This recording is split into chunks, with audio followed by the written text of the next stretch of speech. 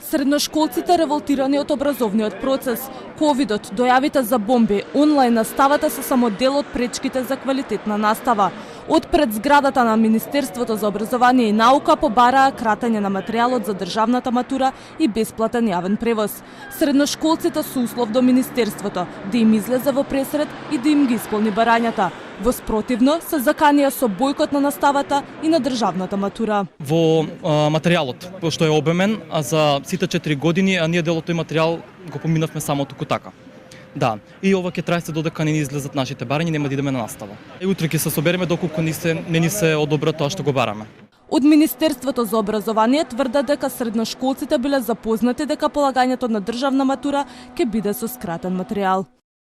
Материјалот за полагање државна матура во учебната 2022-2023 година веќе е прилагоден согласно сите случувања во изминатиот период, односно намален е поради вонредната состојба предизвикана од пандемијата со ковид, како и поради заканувачките дојави во училиштата.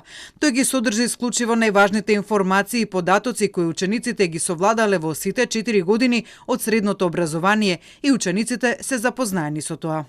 Но освен со државна матура, средношколците имаат проблеми со јавниот превоз. Учениците кои одат во приватните училишта немаат право на бесплатен јавен превоз. Сега Сојузот на средношколци изготви предлог закон кој веќе е доставен до собранието и бараат претениците да го изгласаат за бесплатниот јавен превоз да важи за сите средношколци. Сметаме дека ова е огромна дискриминација кон сите ученици во приватните училишта, бидејќи нашите родители ги плаќаат истите даноци, ги плаќаат истите такси, а при тоа нашите права се оспорени и оневозможени. Средношколците треба да полагаат државна матура на 27 мај, а државната матура е услов за сите кои сакаат да се запишат на факултет.